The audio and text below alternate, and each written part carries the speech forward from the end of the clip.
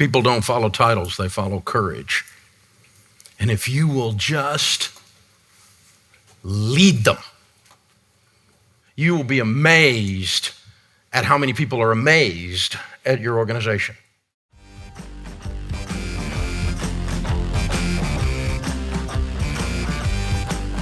Helping business leaders grow themselves, their team, and their profits. This is EntreLeadership.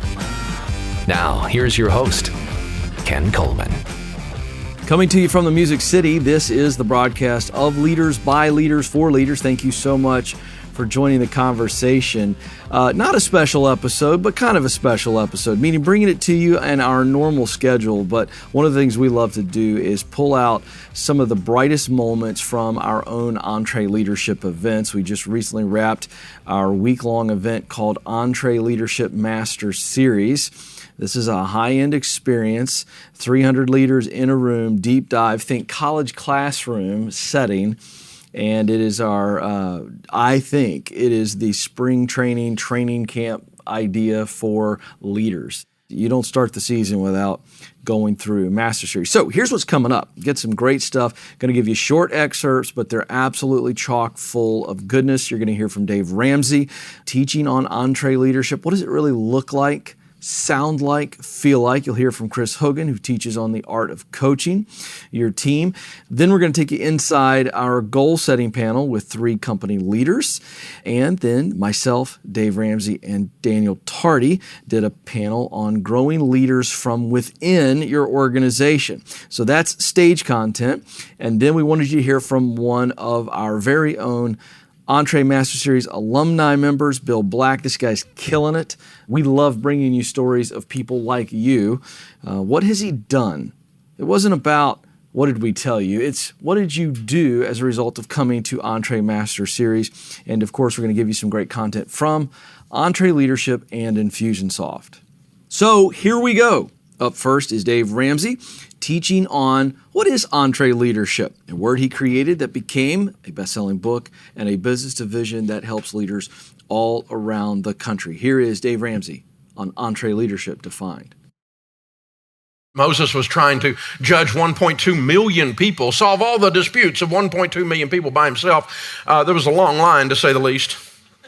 His father-in-law Jethro came to him and said, "Son, the people are impatient and you're going to kill yourself because you're working 24/7. You're going to have to delegate this. You're going to have to break this down a little bit." And there's this whole thing in Deuteronomy that breaks down how the children of Israel from that point forward were governed, and it ends up being about a 1-to-5 ratio. Now, you might get to 7 or 8 if they're all doing exactly the same thing. If you're a sales manager and you got 7 salespeople that sell exactly the same thing on the same process and everything, you could probably get it up that high. But I mean, when you're a small business, everybody's got 4 jobs, right? You're the CEO, the chief everything officer, when there's 10 of you. You got to do everything, and you know how everything works, and if you don't, you're probably screwed, right?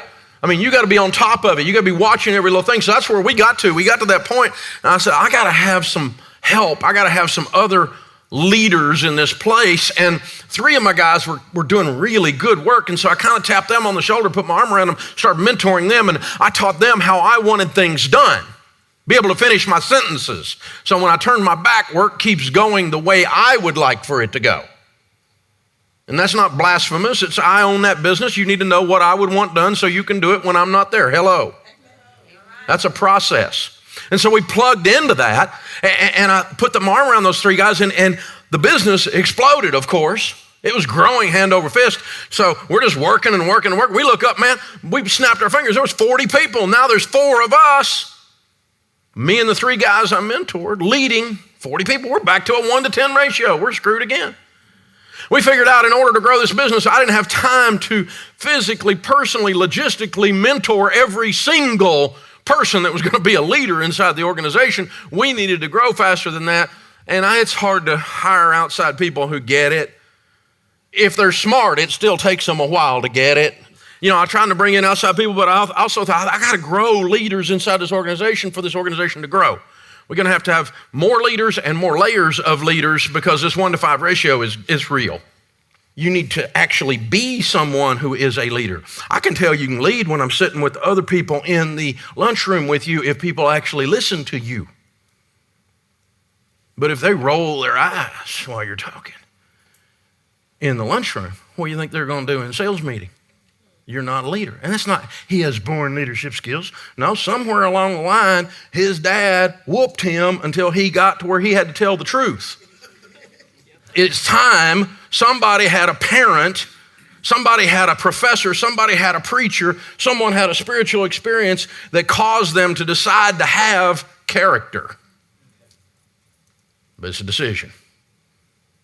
You can decide. And you get to decide, again, every day. So you need to have that. So what we did is we put the two words together again. We came up with EntreLeader, the process of leading to cause a venture to grow and prosper. And when you put these two together, you get this beautiful person in your life. And you might be that person. Hopefully by the end of the week, you'll be that person even more as we talk about it. This is a person who is passionately serving. It's a person who's a maverick that has integrity. This is a person who's courageous while humble. I'll tell you where I meet these people. Top brass military. Some of the smartest, bravest, and yet humble men and women I meet is when I'm on one of these bases and I come in and the whole room jumps up and the guy walks in fatigues, but it's, I looked up and there's a couple stars up there. Hey, Dave, how you doing, man? I'm so glad you're here. Hey, John, how's your daughter? Hey, Sally, I heard your mama's sick. And, and he's working the room, loving his people, because he may have to send them into harm's way at some point, or they may lead people into harm's way. Courageous while humble, that's where I find a lot of them. I find them in business too, but that's where I find a real collection of them, this top brass military. I'm a huge fan. I never served, but I'm just a huge fan when I get to hang around those people.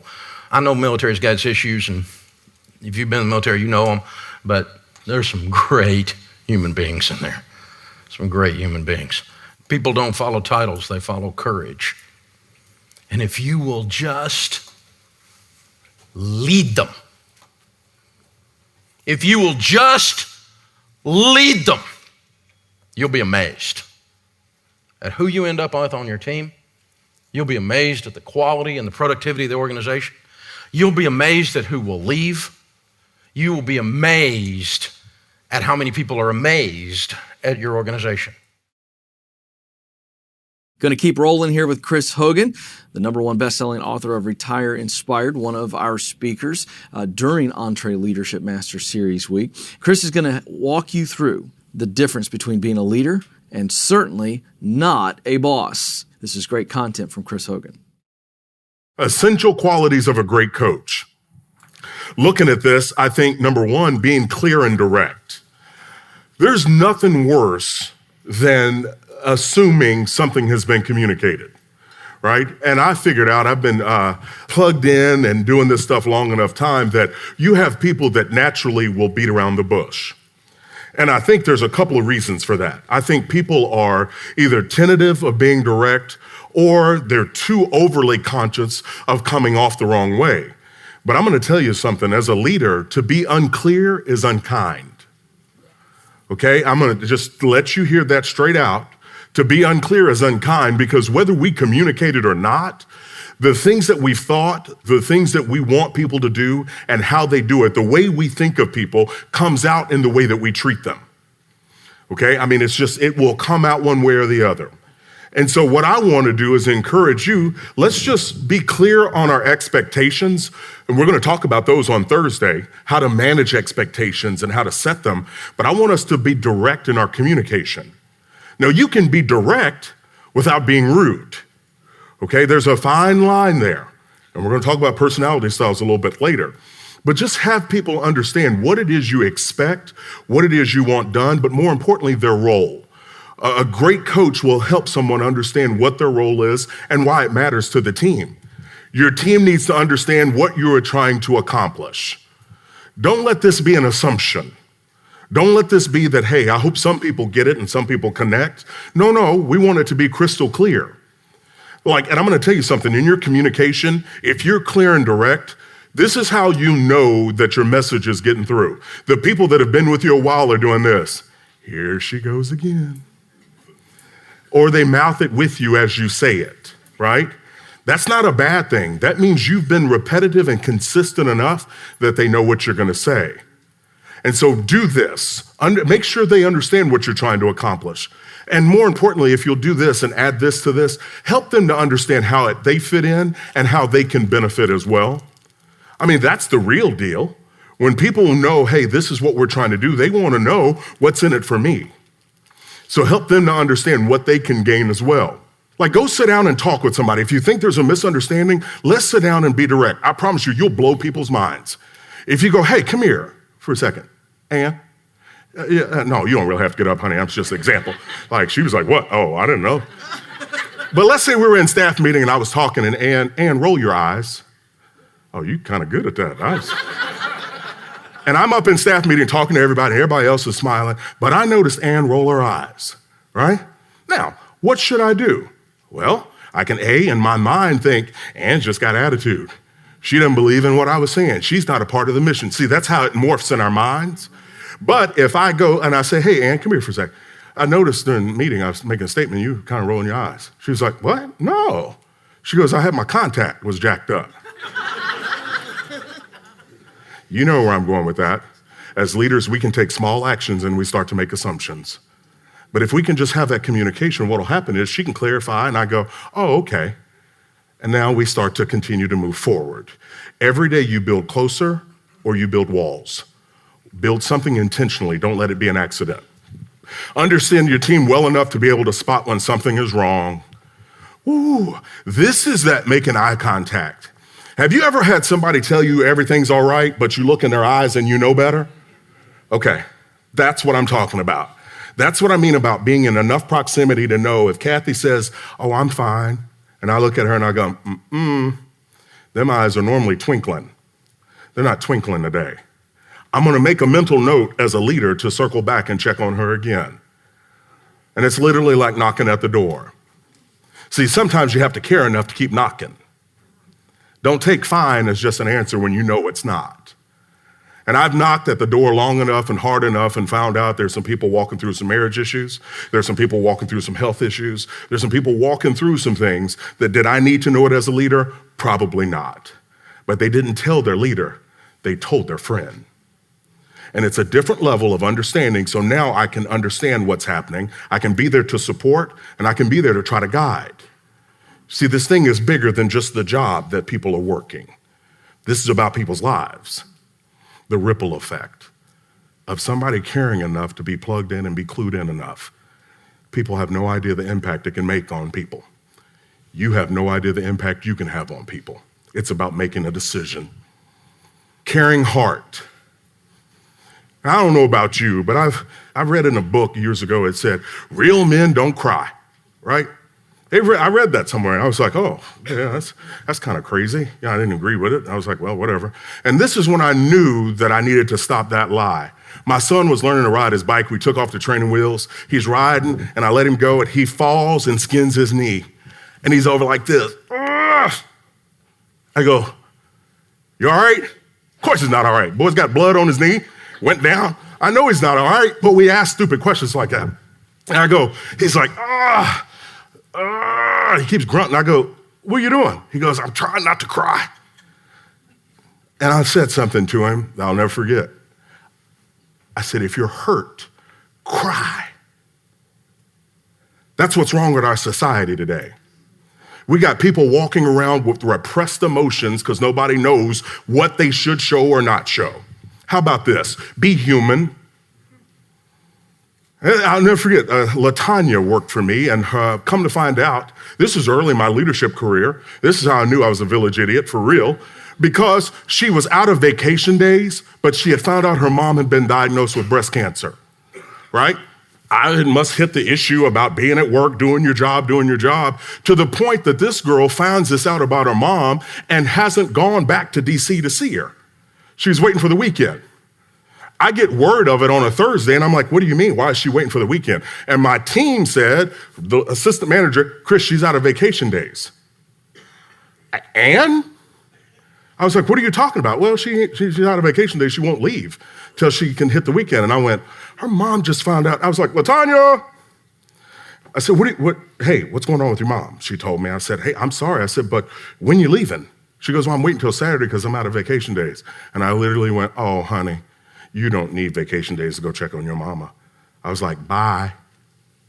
She's like, I got to fill out the form. I said, bye. I said, come in here and give me a hug. She goes, you know the rule, because I made him watch them sexual harassment videos. I kept a ruler on my desk, 12 inches. Don't you get that close to me. It was a running joke. We never had no issues, I'm going to tell you right now. And she came in and I gave her a hug. I said, you go see your mama, girl. I said, you call me and let me know when you can come back and when it makes sense. Don't you worry about no vacation days. See, that's that thing where I think if we would just remember to shift and be human, it helps us make some decisions that are easy to make. Listen to me. If you remain authentically yourself, it's easy to stay in character.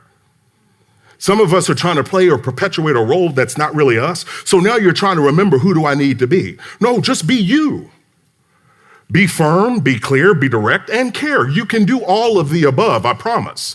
It's not hard. It's just being aware of it and making some decisions. Look at this. Too much truth will shut the team down, and too much grace, and they'll never learn to improve. And I mean that by, again, thinking about it. I mean, imagine a coach. He's got a player out there that's just messing up. Well, you can't jump on them too much, because why? They'll go in the tank, is what they call it. You've had people do that in business, where they made a mistake, and if you call them on it based on how they're wired, they'll either shut down or some of them will rise to the occasion to show you what they can do. But you've got to know it enough to be able to deal with it. On the flip side of it, as a leader, if we give too much grace and we've got somebody that's underperforming or not giving the effort, and we don't ever tell them, you know what you just communicated, that it's okay. Silence is approval. And so looking at this, you go, well, Chris, hold on. If I go tell people when they're not doing well, then it feels like I'm getting on them. No, it's the spirit in which you deliver that. Don't do it as a boss, do it as a coach. Meaning, hey, what's going on? How are you? This is the expectation. What can I do to help you? Again, it's just that check-in to let them know what's happening now is not okay. We've got to fix this. And then the next level of it as a leader is to figure out what are the things to help them improve it. If it's their time, are they doing things that don't help them or aren't necessary, whatever it is, but I'm being engaged in the situation so I can help them empower the results. It's you. This leadership thing is constant, okay? It's not a coast. And some of us approach it as a coast where we think, well, if I've got the title and I tell them once, I should be done. No. Repeating is necessary. Repeating is where the leading comes in. That's where the coaching happens. Just when you thought you couldn't get any more great content, here we go. I had the opportunity to do a great panel with three of our rock star leaders here at EntreLeadership, Sarah Sloyan, Herb Jenkins, and Jason Blake. We hear more about them in this conversation that we had with our audience. Knows how to kind of identify a goal that we can all get excited about and we all agree on. But how do you take it from that corporate missional maybe mindset and make it an individual or the individual team member who has a role, who has a part in the goal, really owning it? Yeah, that's great. And there's really two important parts there. There's getting them to have a goal that they make their own, but then it's also connecting it to the bigger goal that you may have for the organization. Both are really, really important. So here's what I'd say. I've done a lot of goal setting and with varying degrees of success, pretty good amount of managing to those goals, but I've definitely been in situations where I've made a goal and then honestly didn't really manage to it that much and just kind of went on the shelf. And I've really reflected on that a lot to say, like, why is that happening? What am I doing wrong here? And one thing that's really helped me a lot, both for myself and as I work with another team member. Let's say you got somebody on your team who's a vital part of making the goal that you have for your company a success. Then you've got to set with them, here's the overall goal. But I've found with them that if you take the approach of, let's not just go through the mechanics of a specific and measurable and timely goal for you, but really let's take a step back and let's look forward to, let's say, end of this year, right? Really try to make it one of those things that they can picture in their mind of something that could actually happen. Like, imagine if we accomplished this goal. Or what would a goal be that at the end of this year, you would look back on and say, we really did something special this year. Get people to kind of dream with you, even on the goal itself. And when they go about defining the statement, if you keep putting it in terms of, okay, now imagine, walk me through, if we're there at the end of this year, what's true about the company? What's true about your role, your situation? And it kind of sparks this other side of the brain that kind of brings the goal to life. When people do that, when they really start honing in on what it's like to live in a world where this goal is accomplished, then along the way, as you're managing in the trenches, they have more motivation to actually see it through because they want that feeling. They want that idea of this could be a reality and it could be so much better for us as a company and for me personally that it really helps bring it to life. So go through the specific and measurable and timely and all those sort of things, but really add that extra component as you're walking somebody through creating their goal, and it makes it much more likely for them to actually see it through. All right, Sarah, I want you to talk about the unique environment that you create within EntreLeadership, because we have all these different business divisions within Ramsey Solutions. And I love the Entre area. I'm blessed to be able to host the podcast, so I get over there multiple times a week, and I love the whole vibe. I've been able to see the stand-ups that you do on Thursdays. You're very clear in goal setting, but I'm just curious if you would share the style and the rhythm, if you will, on how you communicate clear goals with the team. We love to set huge goals. Like if you're not waking up with night sweats, then we're probably not setting big enough goals. And we love to make it really visual. So if you come over to the Entre space while you're here, you'll see this massive mountain. And we have identified at the top of that mountain our goal. And then we have all of our little tick marks and our little yodeler man who is climbing to the top of this mountain. And it's really fun. We get really practical with it. So we've got a scorecard also to the left, and it says, okay, we're this percentage to our goal, and then we're this percentage in terms of time to our goal. So if those don't match up, like if we're 40% of the way through our time, but we're only 20% of the way to our goal, we're like, oh, okay, we're gonna have some chit chats. Luckily, we've been ahead. So we've all been lots of bell ringing and celebrating. But yeah, we love to make it really visual. We also love to know, we're doing it over the course of a year. So if we don't do that, kind of break it down into small, manageable chunks, we won't actually know if we're on track or not. We'll just kind of get partway through the year and think like, oh yeah, this seems like a lot of money. But we won't know, okay, are we actually on track to hitting 25 million or not? Is that helpful? Yes. So one of the things I love about that, and they do it really, really well, one of the best throughout our company, when it's in your face, I mean, it's almost like it's everywhere, in their space. When it's in your face that much, it's impossible to ignore. And that's the kind of environment that you want to create within your team, is we can't just kind of act like that goal never really was set to begin with. If you're seeing it every single day, it's always front of mind, and it's always something you're talking about your team and you, and that's what I love about it. That's what I've seen firsthand, what it does for them. Yeah, I'm going to add something here real quick, Jason. The indirect result, of this kind of visual in your face, using Herb's phrase, the indirect result for you, the leader, is people who don't like all this goal-centric focus are going to leave. I'm serious. Like, everybody's keeping score. And I think I said this last time. I got to say it again. I said this at the last Master Series. If you're not keeping score, leaders, you're the only one. That's what they did last time, too. That's true. Your team is keeping score in their own way. The ones that are driven are keeping score, so you better keep score. And the people that don't like all that scorekeeping, these goals are in my face, well, they're going to leave. It's going to save you a lot of heartache. I just had an interview, and I said, how do you feel about confetti cannons? Like, is that scary to you? Or do you, because if you hate that, you're going to hate our team. And I think that's fine. I think it's great to own who you are and live it big. I was going to add, too, one thing that's impressive about what they have over there is that they have one goal that everybody's rowing towards. They don't have 15 different goals that they're running at and ringing bells for 15 different types of things. It's all one goal, and everybody's focused on one thing. And that amount of clarity creates a lot of rowing together on that team. If somebody's working on something, they know it's attributing to that one goal at the end of the day. And so that amount of clarity is really on the leadership team to develop and bring out to their team on what are we working towards, and they've done that exceptionally well over there. And you do some really cool stuff. We were talking just in the back. I love how you consistently are communicating goals within your team. Talk about what's working for you. A couple of years back on our team, we started having team members develop a presentation for the senior leaders. And so these are folks who don't get a lot of face time with our executive vice president or our senior vice president in our division. And so for 2 days a year, we have about 50 or 60 sales folks who come in and admin folks who come in and present for 10 minutes their goals to the senior leadership team. And so they can do whatever they want, a visual presentation, some sort of vision board if they want. Most people elect to do a PowerPoint.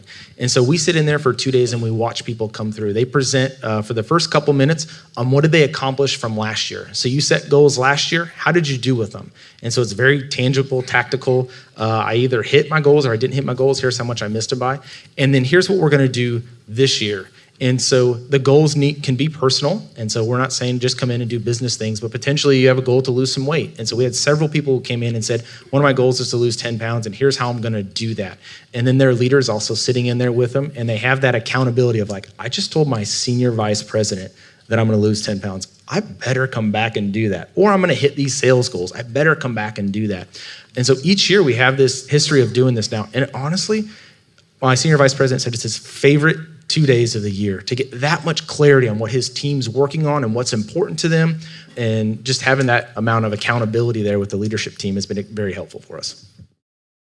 Another fun conversation was Dave Ramsey, Daniel Tardy, and myself talking to our audience about how do you develop leaders from within your organization.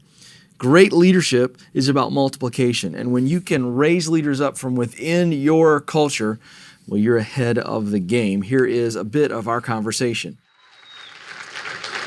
On my left is Daniel Tardy, and Daniel, tell these folks here and watching on Facebook Live what you're doing these days. Well, hey guys, I hope you guys are having a great day so far. And like Ken said, my name is Daniel. I've been with the company about 14 years. These days, I spend about half my time working with Dave and our board, working on global company kinds of things. And then the other half of my time working with the leaders in our business and leadership. We call it a spoke. And that encompasses the EntreLeadership brand as well as our business boutique brand. All right, and this guy to the left of Daniel is a guy by the name of Dave Ramsey. He does a little bit of radio. You can clap for Dave. There you go. Yeah. So this is fun. Dave popped over here, and we have, Dave, an intentional leadership development, not strategy, but culture. We're constantly looking for leaders, and then when we identify somebody that we feel like has got it, then it's an intentional process of moving them through that. I thought it'd be fun for those watching on Facebook and then our leaders here in the room. Describe the current process by which that happens, and then if you get identified, what does it look like as you begin to walk through the training process and the testing? We don't have some kind of magic wand where we go, oh, there's a leader over there. Like one of those forks, tuning fork things where you find water or something, you know? No, it's more like they show themselves. They stick their head up. They're doing something. They're getting things done. They're relational. Pat Lencioni's book, Hungry, Humble, Smart, the ideal team player, they're hungry. They're humble, meaning they're not humiliated. They're humble, meaning they're other-centered. And they're smart. They're people smart, relational smart. And they get stuff done. And, Daniel from day one, he was a sales guy when he came on, 23 years old maybe, something like that. And but from day one, I mean, this guy, he would just run out and knock stuff down. You know, and you went, that guy's got potential. He's going to knock something down. We might as well aim him at something, you know. So, it's just that kind of stuff. And you're looking for people, men and women of action, men and women of valor who do things. Those are the people that are easy to guide because they're already in motion. Getting somebody into motion, I ain't got time to do it. I got too much of it. If you're not already in motion, I can't help you. I can light a fire under you. You know, it's like, I'm burnt out. Not a chance, dude. You were never on fire. You know, I mean, it's like. So Dave's talking about, they raise their hand. They stick their head up, and that's absolutely true. The thing I would challenge you guys is once you identify that person, go crazy intentional on nurturing and mentoring and leading and investing in them. So there's really three ways that we do that. There's content, there's conversations, and there's constructs. And content is, what are you teaching them? What do they need to be trained on? What are you doing in your calendar to set aside time to sit down and have intentional conversations? Content is in the EntreLeadership book. Early on, the content from Dave to us was, I'm going to teach you guys EntreLeadership. So there's content there. Conversations are, we have weekly one-on-ones with our leaders. We have two-on-ones. We have cross-line board member to lead another leader in another area conversations. There's a lot of conversations that we prioritize going to lunch. We expense it. Go to lunch, go get a drink, go sit down and have a conversation with somebody who's going to give you some advice, help you process what you're going through, ask you some questions that may be uncomfortable. The third one's constructs, which is what are the intentional things that you're looking at, whether it's an assessment, whether it's some kind of a scorecard, looking at metrics and KPIs. If you're not measuring the quality of a leader's development, you're likely to lose sight of the things that are important. So when we notice somebody has leadership potential, as Dave's saying, hungry, humble, smart, they don't just continue to develop themselves. They can if they're a leader. They're going to do it some. But as their leaders, it's our job to invest in them heavily. So we spend a lot of time and money investing in our leadership team. We have about 130 people in what we call Ramsey Solutions leadership. We set aside time every month, and we all come and sit in this room, and we unpack leadership principles, and we teach, and we train, and we dialogue about things going on in the company. We talk about uncomfortable issues. We make that a priority. So it's not something that just organically occurs just because they show up organically, I think, but then we intentionally invest in developing those leaders. Statistically, I shouldn't be successful. I shouldn't be where I am. I'm second generation off a cotton farm. I'm a college dropout. I rolled into here coming off a job delivering sandwiches down here at the Jason's Deli. And to this day, when somebody caters in Jason's Deli, like I run over here and give that guy $50 because I'm like, dude, you can make it out. There's a way. So early on, I was just dumb enough to believe that intentionality thing. Dave was always talking about buy this book and read this book. It'll change your life. Leaders are readers. And I cannot underscore the significance of growing yourself as a young leader. And so I would go buy the book. But what I've learned is only half the people would buy the book. Only half of those people actually read the book. Only half of those people studied the book and what was in it. Half of those people applied it intentionally and started getting results. And only half of those people, which if you're doing the math is 3.125%, linked up that this is so important, I'm going to do it every day of my life. And 15 years later, they're a success. And so I was just dumb enough to think like, well, if I buy the books and read them, I can make it. And early on, I was maniacal about reading and learning. And still to this day, like I still set goals. This isn't like, here's what your team needs to do. Goal setting is for, rank and file people. Like, no, every day I'm setting my goals. What am I doing today? What are my big rocks? What are my big wins for this week? What's my goal for this year? I think people that do that naturally, if you see them getting excited about that stuff, as geeky as it can be, keep your eye on them and pour yourself into them, because what they're showing is they want to grow, they want to develop, they need that guidance. I was really rough, but by God's grace and Dave and several of our leaders around here, they were able to kind of knock off those rough edges. But I want you to share some of the guidance, whether it had been Jack or Bill or whoever. What was the guidance like? How did it help you in those early days when they saw this kid's got something special and you are raw, but they really did shape you? So Dave said, this guy is hungry. I was pinging out the scale on hungry. I wasn't so strong on humble. And in my experience, what it looked like was them kind of kicking me in the teeth a little bit and going, dude, chill, tuck your shirt in, quit being a jerk in the meeting to that person. Who do you think you are? I mean, it was just a lot of like, after the meeting, hey, you need to know you're awesome and you're going places, but let's knock this chip off your shoulder. And so Dave, Bill, several people, I just always remember those moments, very uncomfortable conversations. And for my personality style, I'm very high D. You probably would not do well to talk to a high S the way these guys talk to me. They need to be led and developed a little bit differently. But for me, I didn't need a lot of encouragement. I needed a lot of humbling and bringing me kind of down to earth and helping me understand, hey, this thing's going to take time and you've got some natural talent, but that doesn't give you a pass on treating those people like crap. Dave, you teach in the money side of things so beautifully about the rope and what you and Sharon did with your 3 kids and allowing them rope, but there's great leadership stuff there as well. What would you say to the leaders in this room and those watching on Facebook if you identify somebody who's stuck their head up and you think they've got what it takes? How do you begin to move them along and give them a little bit of rope so we can see, all right, how are they going to handle this? What do they need to work on? Well, I probably started delegating as much out of frustration as anything, just because I couldn't get to it. It wasn't going to get done, so you might as well try it, And so it was kind of that. It really wasn't like a professional well thought out leadership strategy. But later on, as we started working on it more and more, as we evolved as an organization and as leaders, we started realizing that you can delegate to someone to the extent you trust their competence and their integrity. And usually integrity takes a little time. Just spend time with people. You learn to trust the intent of their heart, that they mean well, that they intend to do something. And then their competence is, can they play? Can they put the ball in the hoop? Can they drive the lane? Can they get the thing done? And the only way you do that is just put them out there on the floor and go, shoot. Shoot. You can't do it for them. Coach does all the shooting. The team doesn't win. Shoot. You got to shoot the ball. And, oh, you missed. Oh, darn. Well, shoot again. Let's adjust that and change that. And you go into that meeting, you go into that sales presentation, you go into that negotiation with a vendor, you go into whatever. You just put them in there, put them in the fire, and just watch them. And then, after the meeting, course correct and go, when you said that, did you notice that all the body language in the whole room shifted? That was pretty dadgum stupid. So maybe you shouldn't use that phrase in that situation like that. You just turned the whole room on its ear. The room tilted. I didn't see that. I know you didn't see it, but I saw it and everybody else saw it. And so you're going to have to think about your mouth in that situation. And that's kind of how we talk around here. I mean, we just say it. This is what happened. You screwed that up, And people tell me that too, by the way, so it's okay. But, we course correct. And you got to put them in the fire and let them feel it. And you can talk to a kid about how to drive a car all you want, but you got to put them behind the wheel eventually.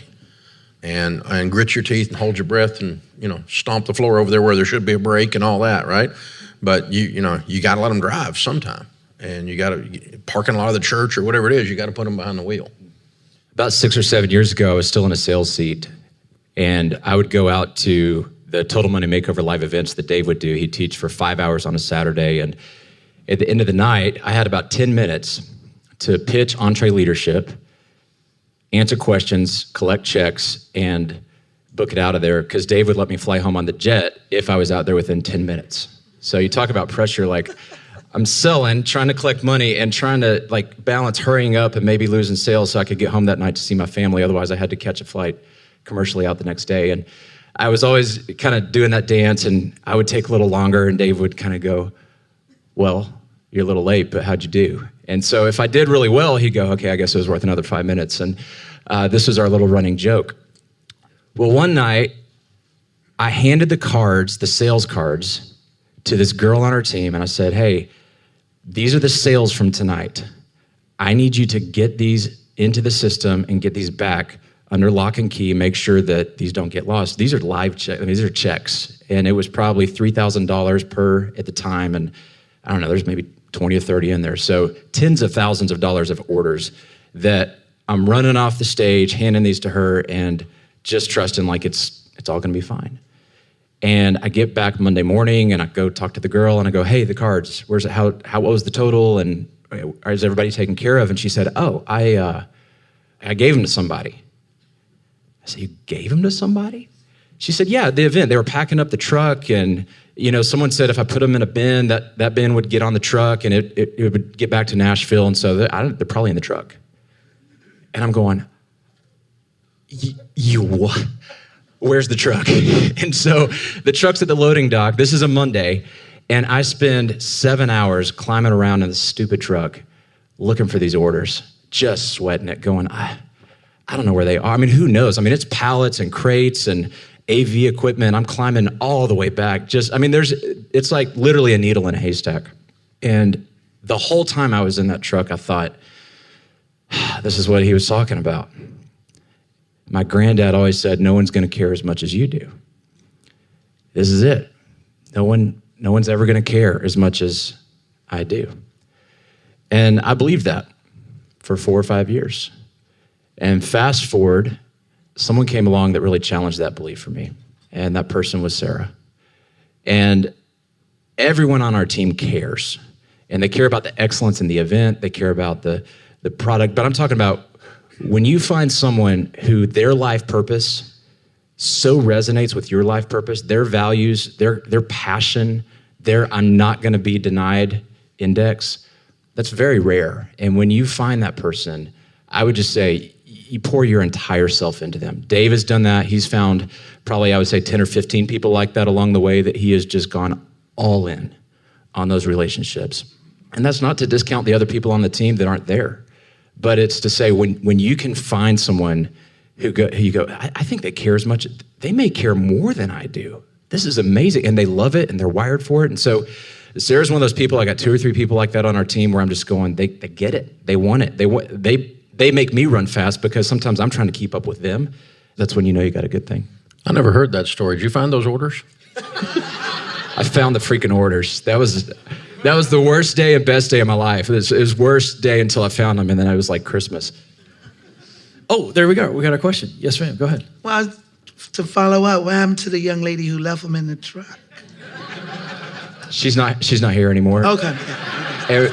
And we have also changed our standards to be PCI compliant. And don't worry, your money is safe and sound. We don't do things like that. This is a little while back. Okay, thank you so much. So I think my question is mainly about your senior leadership or your operating board. I know y'all doing a lot of amazing things, and I'm just wondering how you kind of continue to grow them. Okay, that's a great question.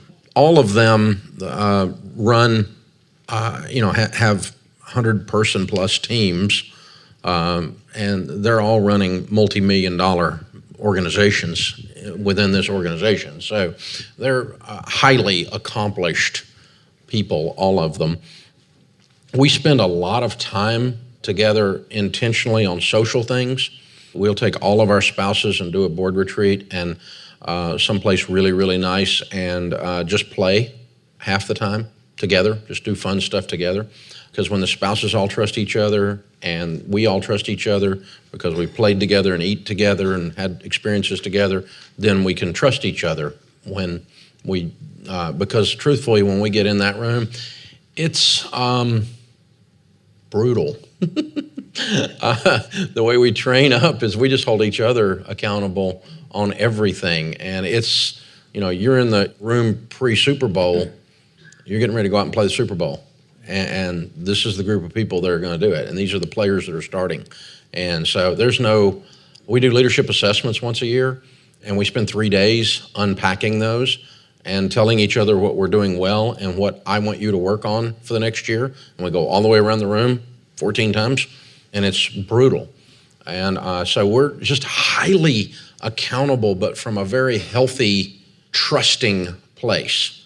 We spend a lot of time building the trust in each other so that we can that way when you're brutalized, it's not toxic because it's just truth-telling at a really high level. And it doesn't take us long to get there. I mean, like 13 seconds in there. I mean, nobody's playing nice and then zinger. It's just zinger. It's just like, that was a dumb idea. What were you thinking? And it's like, this guy on your team is completely failing and you don't see it. You're going to have to bust up into that space there. This team over here is the island of misfit toys. You're going to have to go in there and break this thing up, man. You got a mess on your hands. We're just all up in it. I don't know if that makes any sense or not, but it's just, they really are the operating board. And when we have a problem or we have a new thing, 2 or 3 of them will jump on it because they're very much owners. And so when we reorg an area or we got a place, a thing that's dysfunctional or broken, 2 or 3 of them will jump in. So, because they're all paid off the bottom line like they were partners, is how their pay is. And so, if one of the divisions is losing, it brings everybody down. And so everybody going over and looking, what are you doing over there? It's like, and they care. They care for a lot of different reasons, but money's one of them. And so that has evolved over a decade. It didn't start there. And we've been very intentional and worked very hard at building deep, deep trust so that we can have this deep, healthy accountability. Hope you enjoyed the content from the EntreMaster Series stage. I want to make sure that you know if this content piques some interest in you and you really need to go to the next level. Boot camp style leadership training that absolutely works. Our next EntreMaster Series is October 7 through 11. That's October 7 through 11, 2018. Now, this event sells out months in advance, so don't wait to reserve your spot. It's a very intimate and inspiring event. So text Master Series to 33444. Text Master Series, all one word there. Take the space out, Master Series. Text that to 33444. Well, I told you at the top of the program that we were going to introduce you to a guy who is really killing it. Business increased in revenue from $3 million to $7.5 million from 2015 to 2017. His name is Bill Black. And this guy came to an event a couple years ago and took some real practical teaching back to his business, and a lot of good things are happening. But I want you to hear what he did from him. Here's my conversation with Bill Black. Well, this is fun. Bill Black joins us here in studio. He is an EntreLeader Master Series alumni. Came 3 years ago and then just finished this week for round number 2. So first of all, welcome. Thanks for being with us. Thanks for having me, Ken. I appreciate it. Absolutely. So I love this, that you came back. You said, I need some more. But what I'd love to know is, what's a major initiative, change that you created in your business after coming to EntreLeader Master Series 3 years ago? You went back and you started to implement something. Love to know what you took away and then how did it implement? Okay. Wow. That's, you spend a week there drinking out of the fire hose and you're asking me for what was the sip that was the key. And I think it's not going to sound real sexy or cool or anything, Ken, but it was just the basics, blocking and tackling, knowing your why. We went back, we established our core values and our mission statement, and then we just got down to the basics of doing the right things the right way. Like I said, it wasn't anything. There's no magic potion or secret pill. It's getting in there and just doing the basic stuff every day. Well, what's interesting about that statement is you weren't doing those things. That's correct. But you came in here and you heard several things. So beyond the values and vision casting, what are a few other things that you would consider blocking and tackling that you really took on and you shored up, and now you've seen the results of those? I think one of the key things were clear expectations, like KPIs. Key performance indicators. Key performance indicators. We got a hard-working team, a good team, and they're all working hard, but when you put in front of them, well, these are the things that tell you if you're winning every day. And it's like, oh, okay. It was like a aha moment. And it just really made a big difference in the performance of everybody. Yeah. Did you find that keeping score pushed out people that you were kind of okay with them leaving? Yeah, and that's something as you grow, you have to raise a level of accountability. You have to keep score a little bit tighter. And when that happens, we talked about it this week, is sometimes the seed outgrows the person. It's unfortunate. That's probably the hardest thing, because you become emotionally attached. You pour into these people, and then it's just not a good fit anymore. But yeah, it has pushed some folks, out of bounds, and and they're doing well now. Yeah. They're all still friends. That's awesome. Yeah. That speaks to how you handled it. That's really cool. Love to know when you begun the conversation with the leaders in your company, or maybe just the entire group, about values and kind of identifying those for the company. What was the reaction like? It's interesting. That was an interesting process we went through, because I went through the process myself. I knew what I felt like my core values were. And then I did a survey. I sent a survey to everybody from our technicians to our office people. If we had core values, what do you think they would be? And everybody has core values, whether they're on the wall or they're not. You have core values. And it was really encouraging that the core values that I had, they all came back. Integrity, teamwork, communication, all the things that in my heart were important to me as core values. They came back into, through the surveys we did. Wow. And then when you selected those values and you kind of said, okay, this is what we're going with, I'm just curious how you kind of made those public and how you presented them to the entire company. Well, the way it worked out, it was right towards the third quarter of the year, and we do a huge Christmas party every year. So the Christmas party, families are there. People, that year we had 100% participation, so that's everybody awesome. Came, and we've got 3 locations. So we had one guy drive almost 3.5 hours. Wow. So, we had everybody there, and then I went through the core values, the mission statement, and talked about them a little bit, and just gave them, and we handed them out, with the Christmas bonus. So everybody got a copy of it to take home to their families and everything. So it was really, it was really empowering, it was really powerful. Yeah. Well, I love that that's what you mentioned right out of the gate when I kind of said, what'd you take back? And I'm just curious now, looking to this very moment in your company, what's been the result of that process of values? How's it affected your culture currently? Well, it's really affected our hiring process. We really now do a good job of scanning the culture fit, make sure that's on point, and also how we make decisions. It kind of empowers our people. Is it the right thing to do? One of them is we do the right thing, whether it costs us money or if it causes us to lose some profits. We're going to do the right thing because it's the right thing. So when a branch manager or somebody calls me and says, hey, this is a situation we have, here's what I think we should do. And I was like, well, is it the right thing to do? He's like, it's the right thing to do. I said, well, then that's what we're going to do because that's one of our core values. That's awesome. Yeah. He is Bill Black. The company is National Fleet Management. Hey, thank you so much for hanging out with us after a long week. I know we've, again, just hammered you with a bunch of content, and at least you knew what to expect this time, right? That's right. Well, thanks for being with us, Bill. We appreciate you.